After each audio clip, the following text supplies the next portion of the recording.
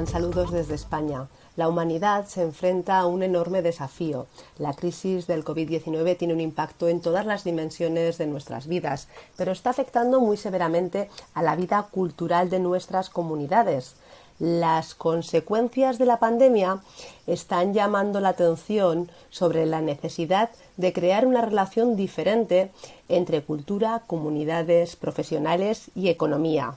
Definitivamente, el primer paso para desencadenar el cambio es adoptar un enfoque centrado en las personas, haciendo que la cultura sea relevante para ellas. Y ese es el trabajo que precisamente llevamos haciendo en Zaragoza desde 2014 al amparo de los proyectos europeos ADESTE Project y ADESTE Plus.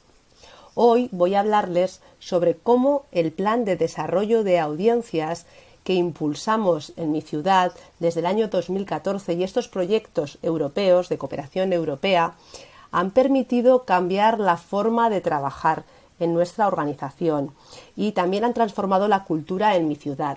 Ambos proyectos giran en torno al desarrollo de audiencias y el cambio organizacional y fundamentalmente ambos nos han proporcionado intercambio de conocimiento y legitimidad para aplicar esos cambios. Gracias a nuestro plan, las relaciones con nuestros públicos se han visto menos afectadas por la crisis actual de lo que inicialmente pensábamos, a pesar de los problemas que hemos tenido para generar una oferta cultural adaptada y consistente. Nuestra comunidad ha permanecido sólida durante el confinamiento y ha respondido también a los intentos de recuperación de normalidad. Para nosotros, la hoja de ruta de este plan ha sido el mejor antídoto para mantener esa comunidad en torno a la cultura de la ciudad. Supongo que muchos de ustedes han oído hablar del espectacular concierto de Travis Scott en Fortnite el pasado mes de abril, cuando medio mundo estábamos confinados a causa de la pandemia. El juego reunió a más de 12 millones de personas para disfrutar de este evento.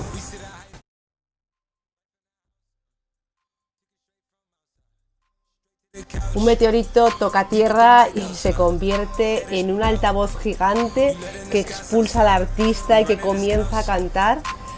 Mi hijo de 13 años siguió el concierto con devoción absoluta, conectado con sus amigos desde la habitación de casa. Cuando yo le pregunté si le gustaría ir a un concierto de Travis Scott, me dijo que probablemente no, que habría demasiada gente y que casi seguro que se agobiaría, que había disfrutado mucho de la experiencia en la Play y que no repetiría en presencial. Mi hijo está acostumbrado a ir a conciertos desde siempre, pero su manera de relacionarse con la música es totalmente diferente a la mía. Y yo lo he visto disfrutar en todo tipo de concierto, pero es un nativo digital y su manera de relacionarse con sus amigos pasa por los videojuegos. Él compartió la experiencia junto a sus amigos en la red, se emocionó y vibró con esa experiencia digital cultural. Yo vi un trozo por pura curiosidad y no experimenté ni de lejos lo mismo. La crisis del COVID-19 es muy posible que haya modificado nuestros rituales socioculturales, la forma en la que se produce y se disfruta la cultura. Y se adentra además en uno de los mayores cambios de los últimos tiempos. Probablemente es un cambio que se está produciendo lentamente en los públicos más jóvenes y que la crisis del coronavirus ha acelerado de manera brutal. De eso vamos a hablar en la sesión de hoy, pero como toda buena historia empezamos por el principio. Yo vengo de Zaragoza, una ciudad preciosa del noroeste español, con más de 700.000 habitantes, pero sin área metropolitana. Es la quinta ciudad de España. Aquí podéis ver en el mapa más o menos dónde se ubica. Zaragoza se encuentra entre Madrid y Barcelona. Está a 300 kilómetros de ambas. Con un importante legado histórico, Zaragoza se caracteriza por la animada actividad cultural en sus calles. Llevamos muchos años trabajando, conectando personas y cultura. Formo parte de una empresa pública, Zaragoza Cultural, donde nuestro jefe es un político que gestiona una parte importante de la actividad cultural de la ciudad. Pertenece al Ayuntamiento de Zaragoza. Con este pequeño vídeo les quiero presentar mi ciudad y cómo disfrutamos de la cultura, donde las personas son lo más importante.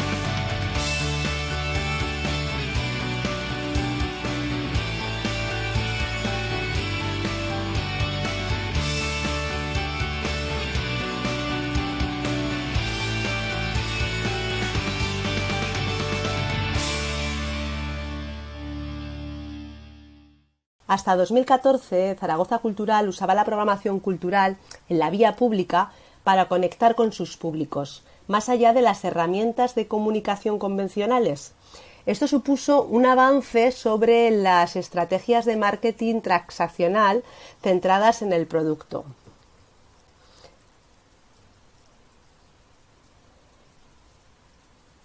Entonces se programaban exposiciones en el exterior de los autobuses urbanos o en la estación del tren de alta velocidad para buscar conectar con el público que no entraba a las salas de exposiciones, para sorprenderlo definitivamente. Para ello se diseñaron algunas actividades culturales como herramientas de comunicación para diversificar las audiencias.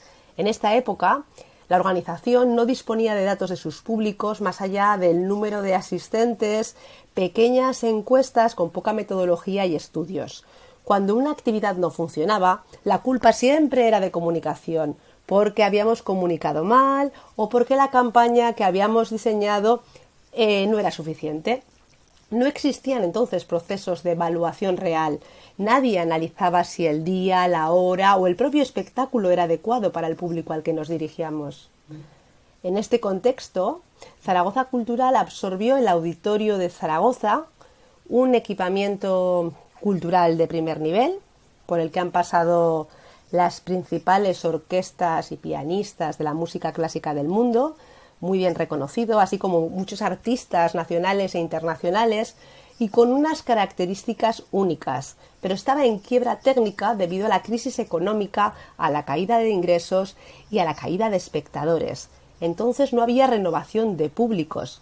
Cada vez que uno de sus espectadores desaparecía, era porque se moría, literal, entraba en una residencia de ancianos o enfermaba. La edad media en la música clásica superaba de lejos los 65 años.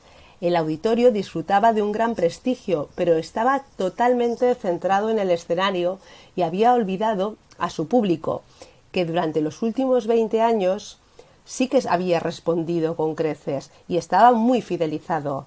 Pero había un nuevo público, con nuevas necesidades, con el que no habíamos sido capaces de conectar.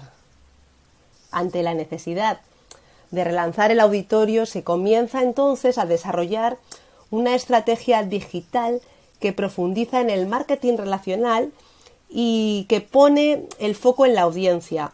En esos momentos entramos a formar parte del proyecto europeo ADESTE Project y eso fue lo que nos dio esa legitimidad que necesitábamos para liderar el cambio desde el Departamento de Comunicación. El cambio organizacional comenzaba y se ponían las bases para trabajar de una forma más horizontal desde todos los departamentos, teniendo siempre presente a la audiencia. Entonces iniciamos un cuidado diagnóstico construido gracias a un DAFO exhaustivo que construimos a través de encuestas a los diferentes públicos que previamente habíamos identificado, algunos focus groups y entrevistas en profundidad a los trabajadores y a las audiencias más fieles. Y también empezamos a trabajar con los pocos datos que existían, porque hasta ese momento los datos se almacenaban en la cabeza del personal del auditorio. No había ficheros y lo poco que había jamás se había tabulado para analizar y obtener conclusiones válidas para poder trabajar. A partir de ahí decidimos que si queríamos trabajar con los públicos y llevar más público al auditorio, teníamos que empezar por conectar con el público de otros equipamientos culturales. Es mucho más fácil atraer público que ya participa en otras actividades culturales que al público que en ese momento no participa de la vida cultural de la ciudad.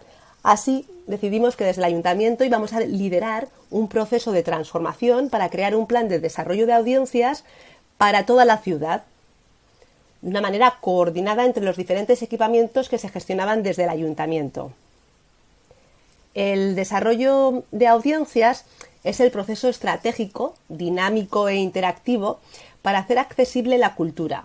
Supone cambiar la forma de funcionamiento de las organizaciones y de los colectivos culturales e implicar a los públicos en la toma de decisiones de la organización. Yo lo defino como el cambio de mentalidad pasando de un director artístico centrado en el escenario a un gestor cultural que mira al escenario y al patio de butacas con un ojo hacia cada lado. Hace unos años pusimos en marcha una producción propia de ópera en el auditorio. No solemos hacer óperas en nuestro auditorio y para nosotros era un reto importante. ¿Qué les indica en esta foto que nosotros hemos pensado en nuestros públicos? Brevemente, piensen. Un montaje magnífico que no es accesible, es insuficiente. Gracias a los subtítulos y a una estrategia de entradas a 10 euros que lanzamos en las redes sociales a través de una narrativa transmedia de la tragedia de Madame Butterfly, conseguimos tener un 37% de público menor de 40 años. Un éxito sin precedentes en este tipo de montajes.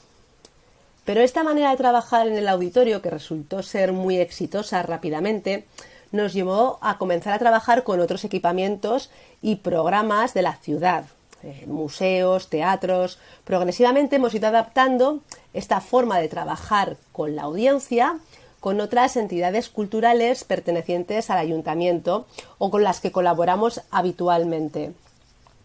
Por ejemplo, hace unos años, un promotor privado con el que colaboramos habitualmente en la celebración de festivales y conciertos, en concreto el Slap Festival, edición indoor, un festival de música negra para públicos jóvenes, se dirigió a nosotros para pedirnos ayuda en materia de comunicación. Solemos ayudar a los promotores locales de esta manera. Hasta entonces nosotros normalmente lo que hacíamos era apoyarles con comunicación, campañas de radio, campañas de publicidad exterior, cosas así, o publicidades que teníamos, créditos publicitarios en los medios de comunicación. En esta ocasión, nuestro amigo promotor tenía un concierto del saxofonista americano Matthew Parker. Estaba programado y no estaba funcionando bien. Cuando él nos pidió ayuda, le sugerimos que en lugar de poner una cuña en la radio, trabajase con la base de datos que teníamos del Festival de Jazz, que es un público que a priori podía tener interés en este tipo de artistas.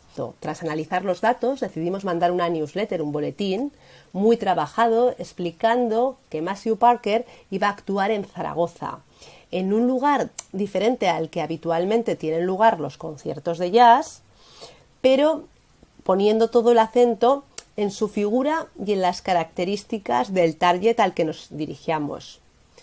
La verdad es que fue una sorpresa y 2 horas después de enviar este boletín, el promotor hizo sold out, vendió todas las entradas. Ya no tuvimos que decirle nada más para que a partir de ese momento el promotor comenzase a trabajar con sus públicos. Se dio cuenta de la importancia de tener unas buenas bases de datos y de tener la comunicación segmentada. Ahora ya no nos piden MUPIs, nos piden datos. En el auditorio, en un año, conseguimos detener la caída de los abonados en los ciclos de música clásica y multiplicar por 4 la venta de entradas sueltas, además de rejuvenecer a los espectadores en 5 puntos. Visto el éxito de nuestro plan en 2018, todavía dimos un paso más y quisimos integrar en los trabajos con los públicos los avances que se estaban haciendo en Harinera, un espacio de cultura comunitaria donde la administración es un miembro más de la comunidad. Es una experiencia realmente interesante que les invito a conocer. Harinera Zaragoza es un espacio creativo que se ubica en un barrio popular de la ciudad, el barrio de San José. Se define como un lugar de creación y colaboración, en el que mancharse las manos, un centro dedicado a la participación activa, al empoderamiento y a la transformación del espacio urbano a través de la creatividad.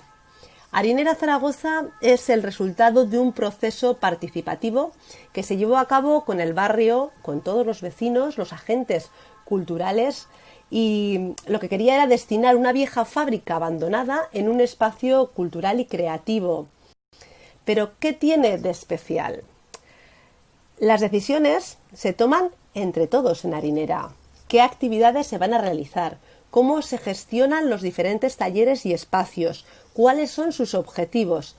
Todo se piensa de manera colaborativa. Vecinos, agentes culturales e institución trabajando juntos en un modelo basado en la horizontalidad y en la participación. El reto está siendo apasionante y a la vez complicado. Fue difícil entrar en un espacio donde a priori se rechazaba por parte de los miembros de la comunidad el concepto de audiencia. En Adeste Plus estamos trabajando el prototipo de público tras alcanzar una serie de acuerdos con la comunidad, como por ejemplo, cómo emplear la palabra personas en lugar de audiencia. Tras un rechazo inicial a trabajar con las audiencias, una dinámica de grupo nos permitió darnos cuenta que todos queríamos lo mismo.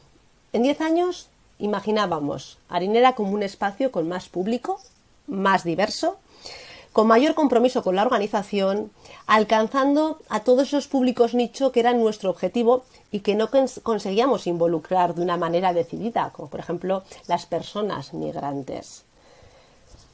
Pero volviendo al plan de desarrollo de audiencias, una vez que decidimos que teníamos que trabajar para toda la ciudad, establecimos lo que queríamos hacer y era que la cultura fuese relevante para la gente. Aquí podéis ver las 3 fases que establecimos en el plan. La primera fase sería el trabajo con el auditorio, la segunda con los equipamientos culturales municipales, museos, teatros, y la tercera sería con los equipamientos de otras instituciones y de iniciativa privada como el SLAB. A su vez, en esta fase incluimos Harinera y la cultura comunitaria. Actualmente los trabajos de la fase 2 y de la fase 3 se han solapado de hecho y estamos trabajando en este momento en ambos ámbitos, con muy buenos resultados además. En Adeste hablamos de que el trabajo con los públicos pasa por la necesidad de un cambio organizacional que implique una gestión integral. Aquí podéis ver cómo es importante definir la misión, los criterios de sostenibilidad tanto económicos como a nivel social. Debe ser un proceso integral, debemos involucrar tanto al taquillero como al gerente, esto es muy importante, y se basa fundamentalmente en las relaciones. También aquí podéis ver cuál es el proceso de creación de un plan de desarrollo de audiencias que no tiene fin, porque del inicio al final es un working in progress que cuando evalúas vuelves a replantear los objetivos específicos en función de los resultados que te han dado en esta evaluación. Las fases de la redacción del plan pasan por definir qué quieres conseguir, es decir, tu misión, un análisis que permita un diagnóstico real de tu organización. Para mí, esta es la clave de todo trabajo con audiencias, saber de dónde vienes y qué tienes, porque a veces existen falsas creencias en las organizaciones que distorsionan nuestra visión. Las estrategias son el cómo lo vas a hacer, cómo vas a conseguir esos objetivos. Y los objetivos deben ser específicos y medibles. Por ejemplo, voy a incrementar mis asistencias un 20% con público de menos de 30 años. Has de determinar los indicadores y eso es muy importante. Y finalmente, ¿qué acciones estables para conseguir estos objetivos vas a desarrollar? Este plan se ha visto trastocado para adaptarse a las circunstancias del COVID-19, pero pudimos hacerlo rápido porque todo estaba planificado. juego de elipsis, que procede del blueprint de Adeste Plus, ayuda a situar las diferentes segmentaciones de público existentes. Es muy importante conocer quién está en cada óvalo antes de empezar todo análisis.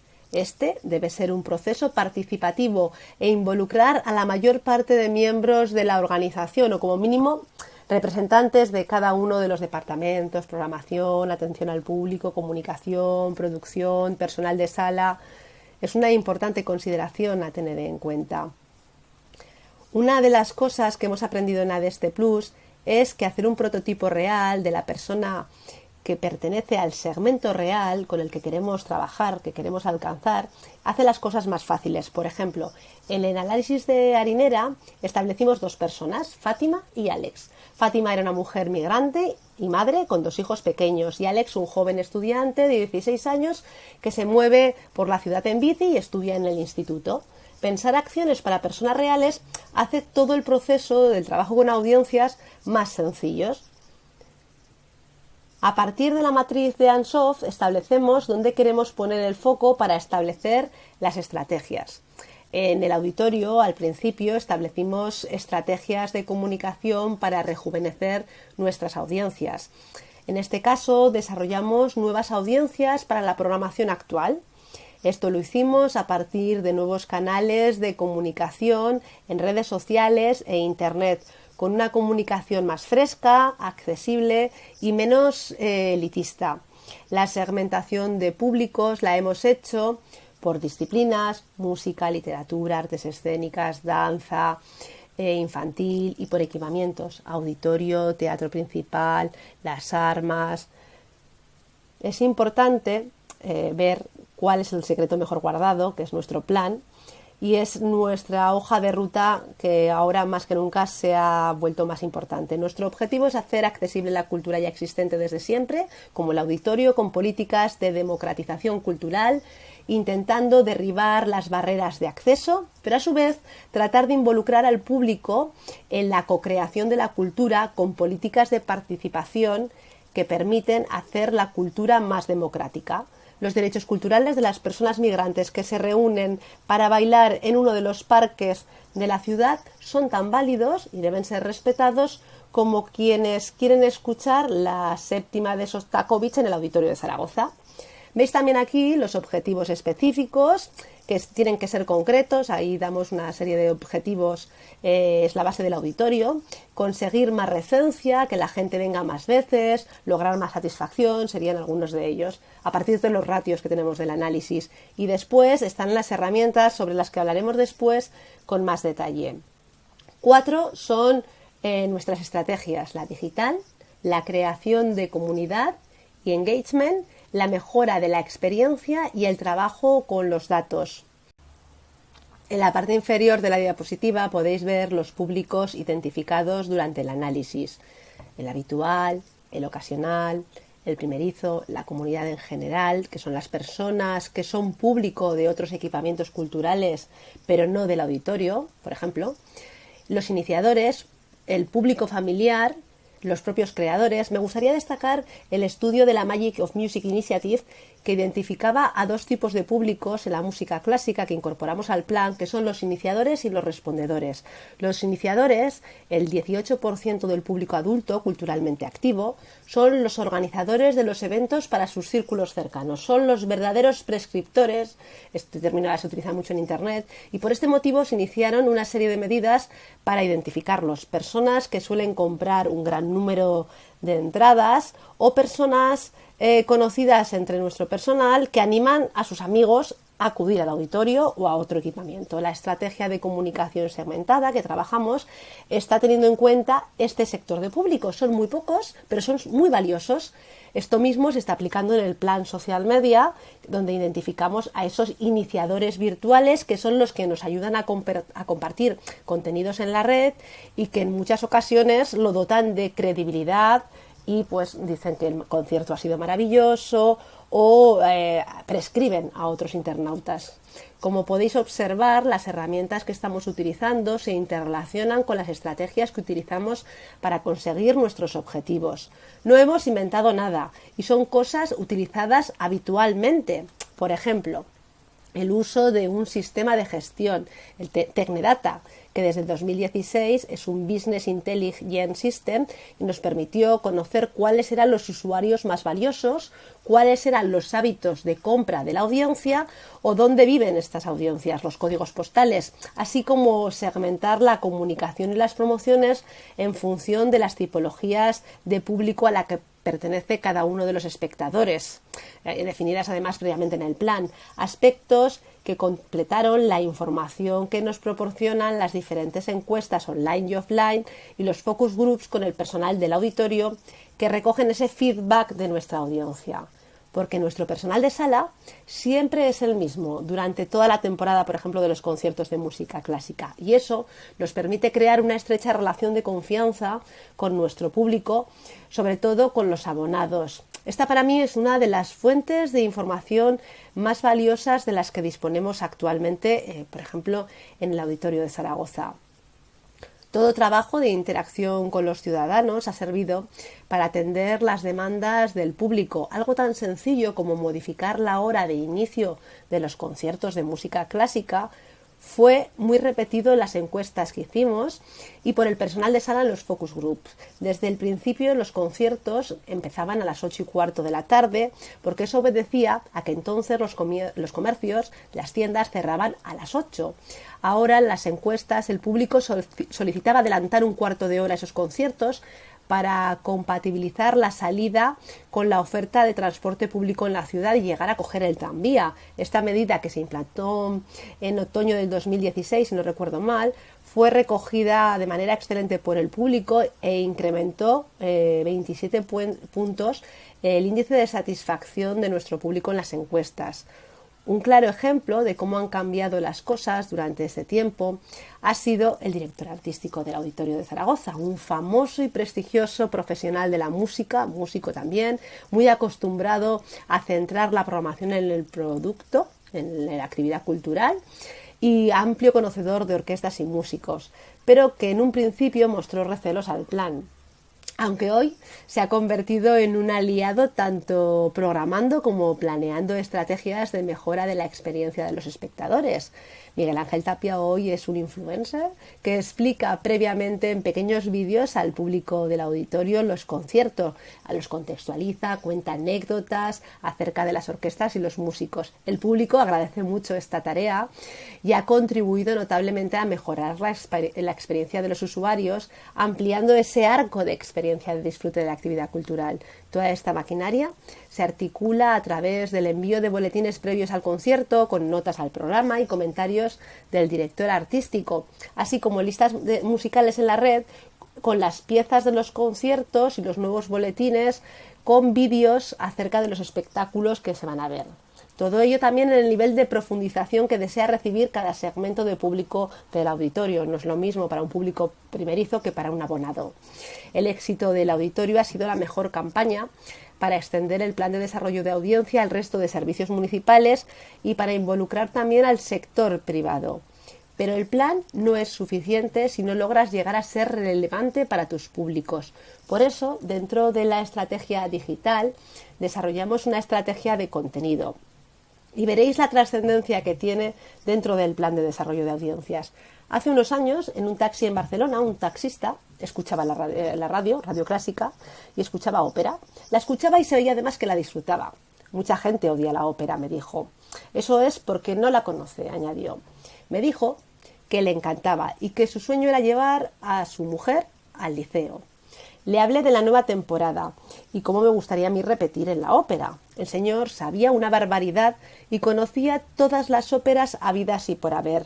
Le pregunté por qué no iba si le gustaba tanto y me dijo que no sabría cómo comportarse en el Liceo, que no tenía ropa para asistir, pero me prometía que un día compraría unos trajes elegantes e iría al Liceo. Bajé del taxi pensando que probablemente nunca este señor iría a la ópera y que la seguiría disfrutando diariamente en su taxi. Tenía muy asumido que no pertenecía a ese mundo. Este señor, el taxista, había derribado una barrera de acceso a la cultura muy importante, que era la del gusto y amor por la ópera, actividad cultural durante muchos años alejada de las clases más populares. Una de las mayores barreras de acceso a la cultura es la falta de predisposición al hecho cultural, que influye de manera fundamental en nuestras elecciones personales. Pero el taxista tenía una barrera mental acerca de cómo comportarse en el liceo, un lugar que no consideraba para él. El nuevo horizonte que abre el impacto de las nuevas tecnologías en la capacidad de segmentar la comunicación se presenta como una oportunidad para conectar ciudadanía y cultura, independientemente del capital cultural de los públicos al que nos dirigimos. El concepto de Pierre Bourdieu de capital cultural es el punto de partida de esta estrategia que hemos identificado como la principal barrera para conectar con nuestros públicos. Para ello creamos Zaragoza es Cultura, una comunidad de comunidades interconectadas cuya misión es conectar ciudadanía y cultura, permitiendo el intercambio de públicos entre equipamientos culturales y diferentes programaciones de iniciativa pública o privada y favoreciendo ámbitos de participación y co-creación con la comunidad. Nuestro proceso de investigación nos ha llevado a concluir que las programaciones mal difundidas, escuetas, poco diversas o alejadas de los gustos del público constituyen un obstáculo para el consumo cultural. Los factores que más influyen en la asistencia a actividades de las diferentes disciplinas, podríamos destacar, por ejemplo, están relacionados con la programación o con la actividad cultural en sí misma. Entre los principales motivadores de la participación en la actividad cultural se encuentran el argumento y los artistas. La comunicación es clave en la difusión de estos argumentos. Si no conoces a un artista, no te preocupes, nosotros te lo explicamos. Te explicamos por qué te puede gustar, te lo contextualizamos con otros artistas similares. Otro elemento central en el consumo cultural, la participación cultural, es la imagen y el discurso que se ofrece sobre las diferentes disciplinas culturales.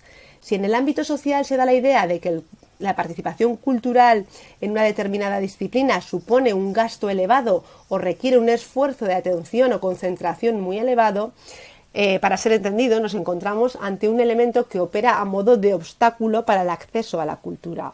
Para ello, nosotros creamos la marca Zaragoza es Cultura. Sus valores son integrar a todas las personas que disfrutan de la cultura en el auditorio, en la harinera, en un centro cívico o en un parque. Por eso, esta marca intenta recoger esos valores de comunidad de comunidades. Quizás si nuestro taxista hubiese tenido acceso a contenidos que le explicasen que podía ir en vaqueros a la ópera, que no pasaba nada si tosía o que existían sesiones bonificadas, hubiese roto esa barrera de falta de pertenencia al mundo de la ópera. Habría roto una barrera, que era la falta de interés, gracias a la radio, pero le faltaba romper la barrera de pertenencia al elitista mundo de la ópera. Y llegamos a este punto con una estrategia consolidada y sólida, con más de 320.000 leads en las diferentes redes y webs y listas de correo. Y ahora es cuando la crisis del COVID viene a rompernos los esquemas, pero a nosotros y a nuestra comunidad nos ha permitido resistir mejor que a las empresas y creadores culturales, porque ellos lo están teniendo mucho más complicado en estos tiempos. La estrategia Zaragoza Cultura en Casa, que lanzamos el mismo día de la declaración del estado de alarma, el 14 de marzo, consiguió 1,5 millones de impactos en todos sus canales en un mes. La transformación que va a tener esta crisis sobre la cultura y la participación con el paso de un modelo cultural basado en los eventos masivos a un consumo individual y privado frente a la pantalla va a ser increíble para el público del Auditorio de Zaragoza. Uno de los motivos que declaraban en las encuestas para venir a nuestros conciertos de música clásica era la socialización.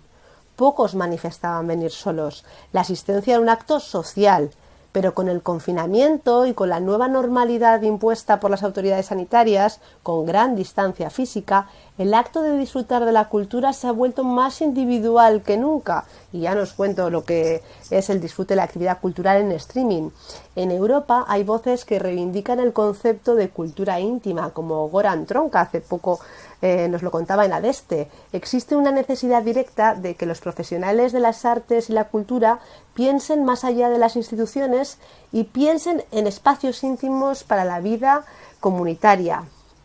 ¿Cómo repensar el papel de las instituciones culturales que involucran no solo la esfera pública, sino también la íntima, la esfera privada?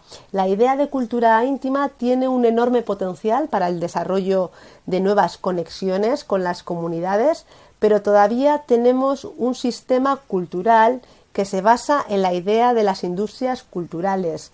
El disfrute que permite la tecnología abre una puerta a esos espacios íntimos. Veremos a dónde nos lleva los próximos meses.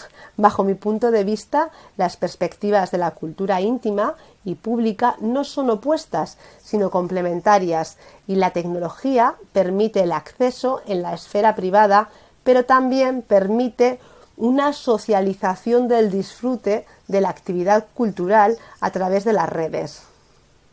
Una de las consecuencias claras del confinamiento y de las medidas de seguridad de la pandemia ha sido que se ha incrementado la actividad digital de las organizaciones culturales para compensar el cierre de estos espacios.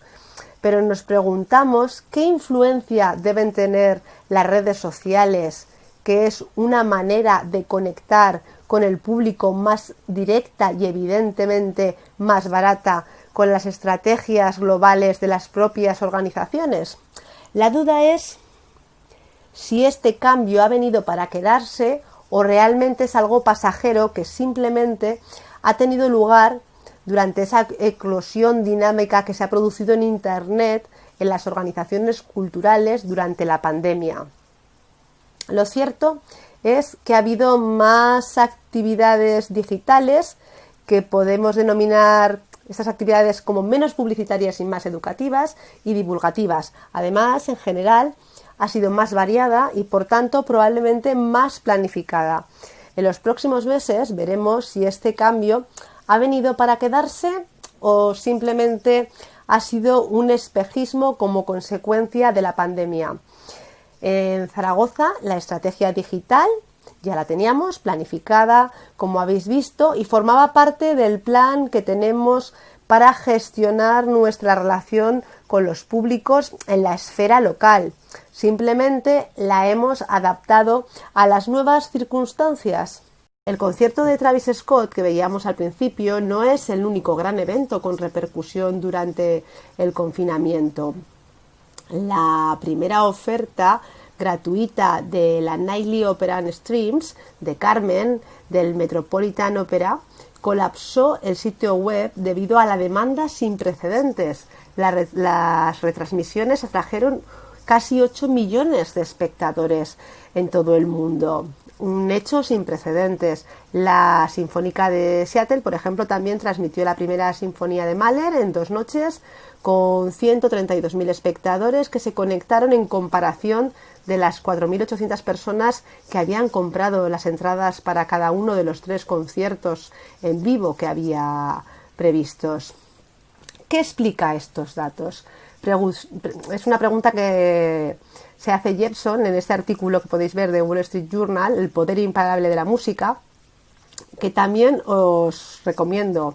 ¿Estos números recientes y más altos de consumo en Internet significa que hay una audiencia de música clásica más grande y sin explotar y más grande de lo que solemos pensar?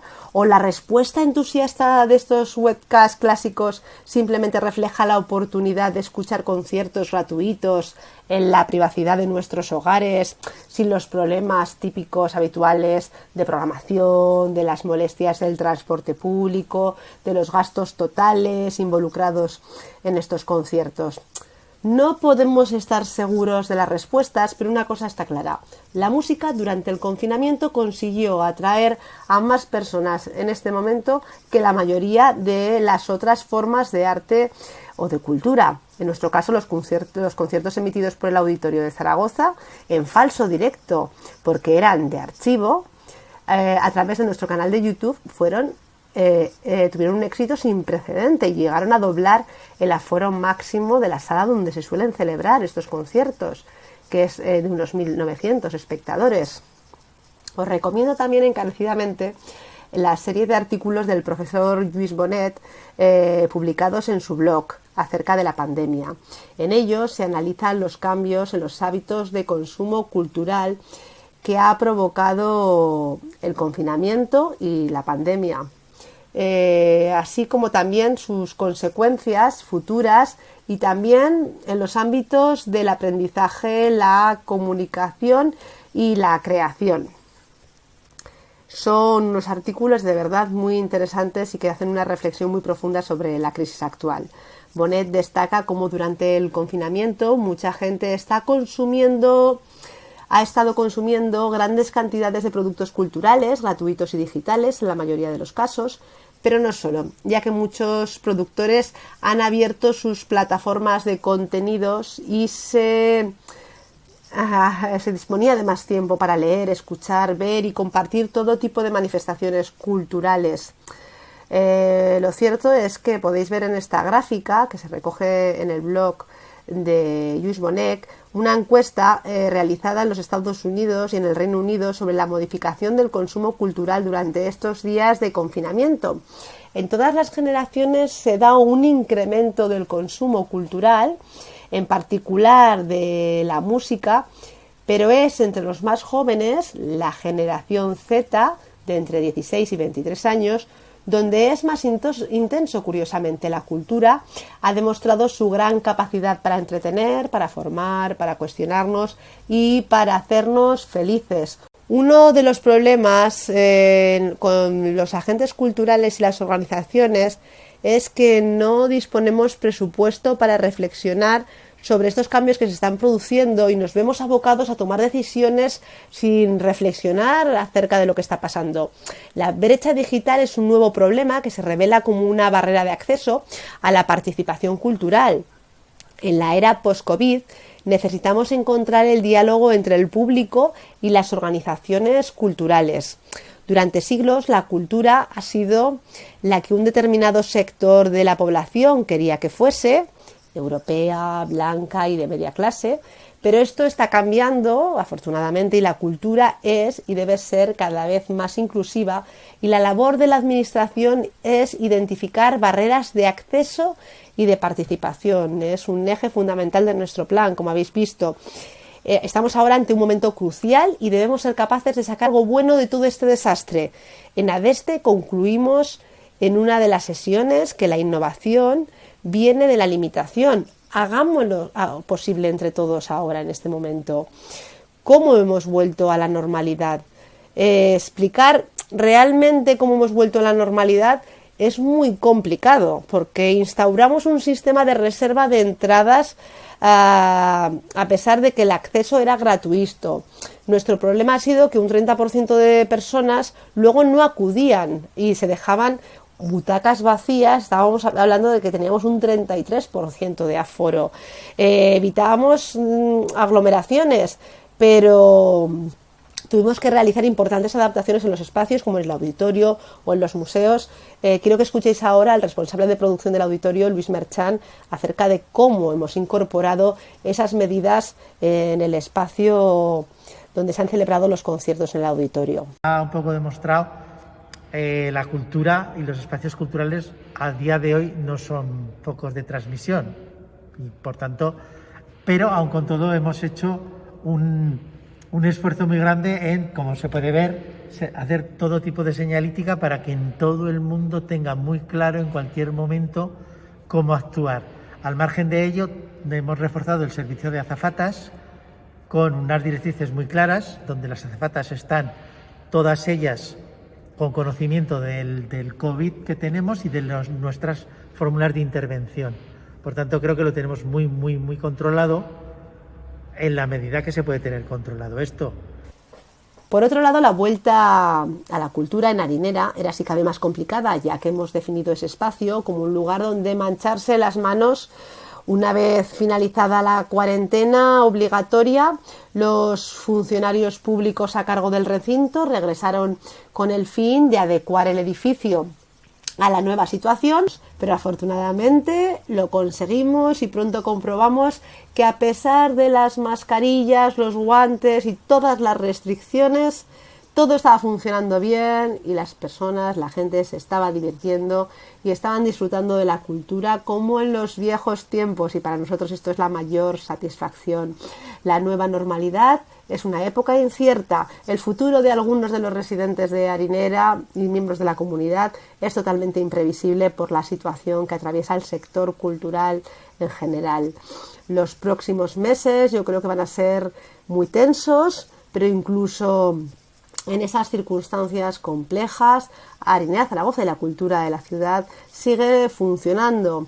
Ahora mismo estamos diseñando nuestro programa para los próximos 4 meses y esperamos poder desarrollar nuestros prototipos en Harinera de Adeste Plus. Comenzaremos el otoño trabajando con adolescentes y jóvenes.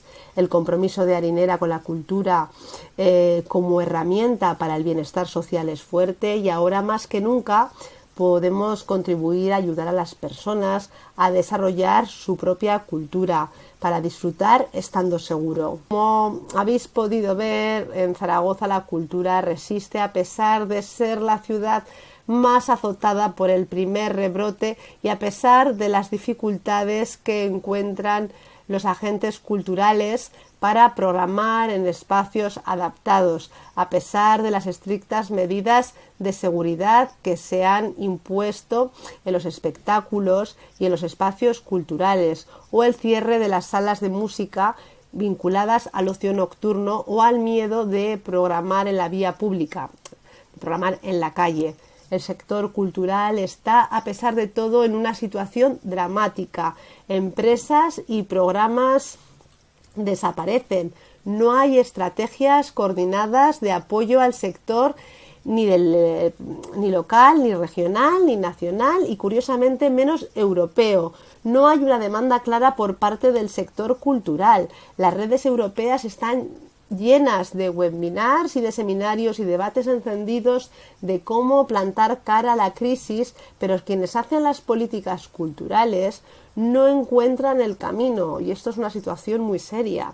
Y es que tenemos un grave problema, a mi juicio, y que por mucho que hablemos de audiencias, de que las personas son lo primero, este es un mensaje que no tenemos interiorizado. Siempre pasan por delante las organizaciones, las actividades artísticas, los artistas, que son muy importantes, pero que no podemos olvidar a las personas. Creo que ese es un punto clave. Leía estos días el informe Análisis del impacto del COVID-19 sobre las organizaciones y agentes culturales en España, realizado por la Unidad de Investigación en Economía de la Cultura, Ecocult, de la Universidad de Valencia. Este informe recoge casi 800 respuestas de agentes culturales que cuestionan diferentes aspectos del impacto de la crisis del COVID-19 y que se realizó en los meses de mayo y de abril de 2020. Los resultados muestran que el sector cultural y creativo cree que la solución al impacto de la crisis del COVID-19 que atraviesa el sector pasa por promover políticas públicas desde el lado de la oferta, mientras olvidan prácticamente las políticas desde el lado de la demanda. Hasta que no cambiemos esto y seamos capaces de encontrar un equilibrio, lo llevamos claro. Al hilo de este aspecto, me gustaría añadir las conclusiones que tuvimos al respecto de esta dicotomía en una de las últimas sesiones de la Conferencia Europea de Adeste Plus que hemos tenido estos días. François Matarazzo pronunciaba a estos días una frase que tuvo una gran repercusión en Twitter y en las redes sociales, y dijo que la participación no es una moda, sino una lucha.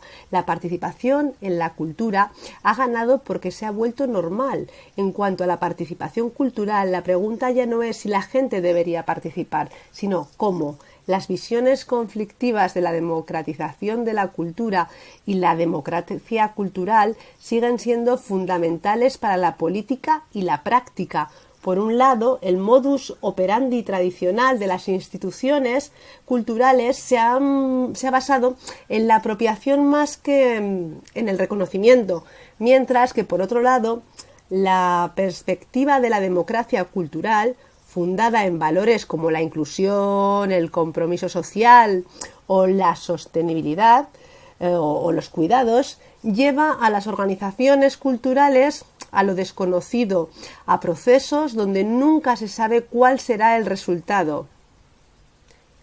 La pregunta clave que lanzaría es: ¿están las instituciones culturales dispuestas a cambiar? ¿Es el pluralismo radical la vía para democratizar la cultura?